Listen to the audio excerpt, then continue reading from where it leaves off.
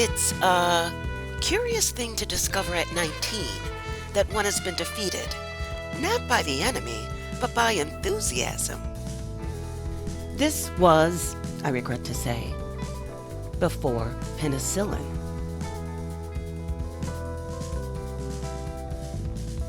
Mother called it a catastrophe. Sandhurst called it a withdrawal. I called it inconvenient. But perhaps I should start from the beginning.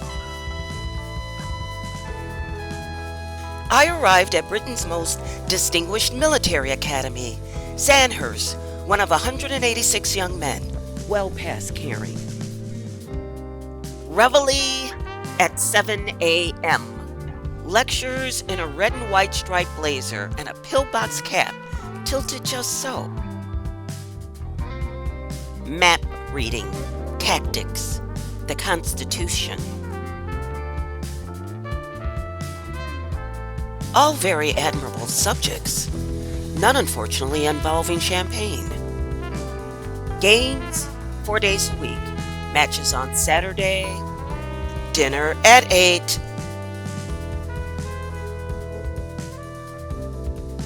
lights out at 10.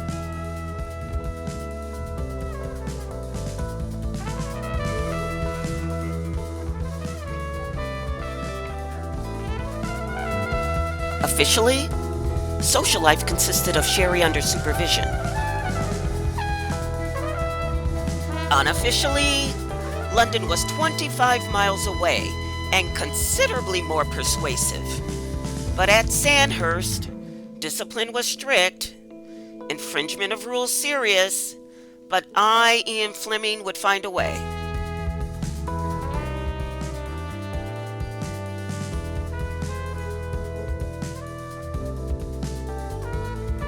Ian always intended to write thrillers. Even as a boy, he liked danger when it began with the word forbidden. And so his formidable mother, with a confidence known only to generals and widows, selected Sandhurst as a stepping stone for Ian into the Foreign Office. She saw Ian as a diplomat in Paris or Washington, as one might see the sunrise, inevitable. Oxford, meanwhile, required no such discipline.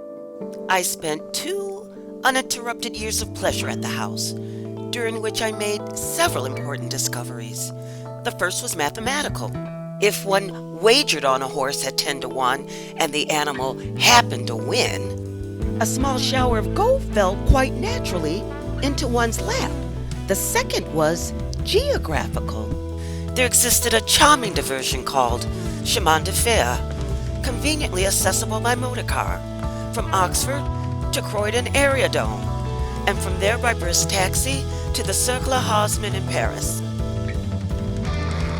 To become a member required being of age. Fortunately, numbers are remarkably flexible when handled with conviction. I was soon a member in excellent standing.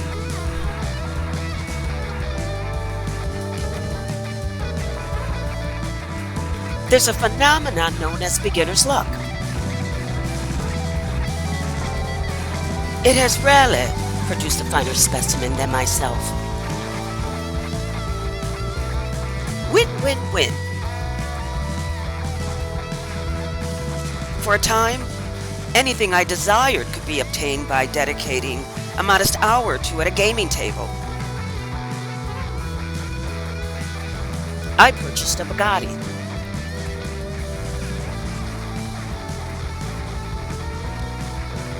Then, feeling philosophical, I replaced it with a Lancia Lambda.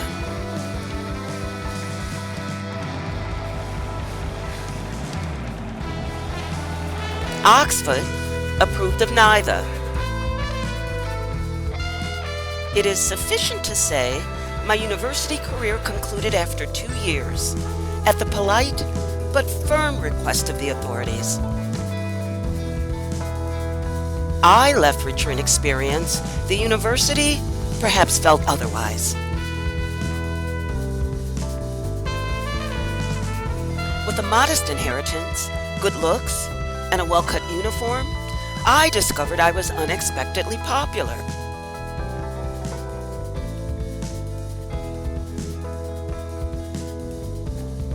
The Army valued punctuality, the debutantes valued charm. I did my best to serve both, returning early morning, just making reveille. Then there was Peggy. One always remembers the first girl who makes discipline seem negotiable.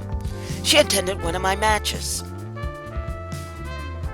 Due to a prior commitment, left with another man. Jealousy, I learned, is less dignified in uniform. I sought revenge at the 43rd Club.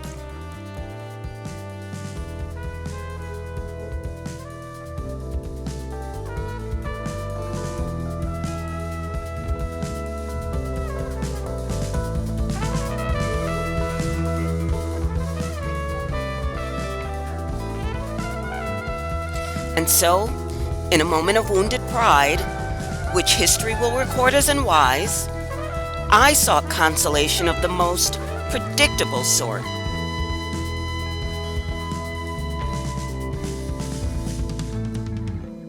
History also records that consequences possess impeccable timing.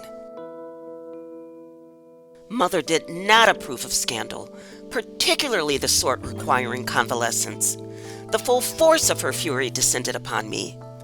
She made me seek treatment in a nursing home. She felt my disgrace personally, her reputation compromised in the royal circle she courted to launch my Sandhurst military career, and among her influential friends. Now Sandhurst, on top of all the trouble I had at Eton, she saw no future for me. It's difficult to compete with brilliance. More difficult still to compete with luck. I chose enthusiasm. Enthusiasm, it seems, carries consequences. My rank sank to 141 out of 186. Mother made me break off my affair with Peggy. I expected to be commissioned after 18 months. I lasted 12.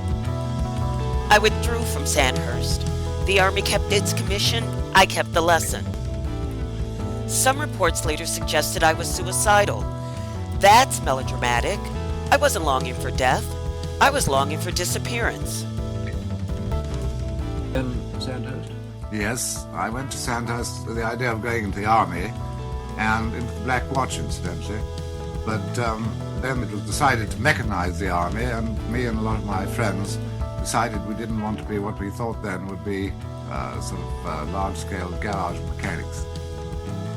Uncertain what to do with the son unfit, Mother chose exile over embarrassment. She heard of a place where troublesome young men might be refined, somewhere alpine, discreet, and distant from London. The Villa Tinnerhoff in Kitzbühel. After my crisis, it was suggested I might serve as a suitable subject. If I couldn't be trusted in London, I might be contained in Austria. Peter spent a brief but triumphant time there during a break from Oxford to study German. Even in Austria, he dazzled. The mountains, it seemed, rose to meet him. I'll be sent to discover myself. The mountains, I suspect, will be less interested in the project. In retrospect, the Army was right. I wasn't meant to march in straight lines.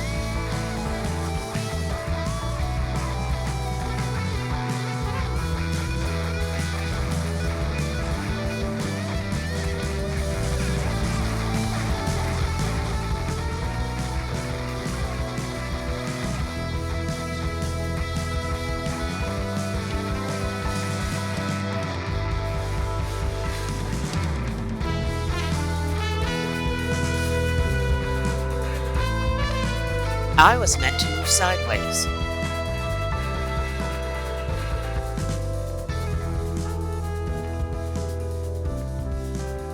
Stay tuned for the next episode of Hello Sloan, for Kitzbühel, the education of Ian Fleming, where the boy who once competed with luck and brilliance learned to compete with the world. He gave the advantage a name, James Bond.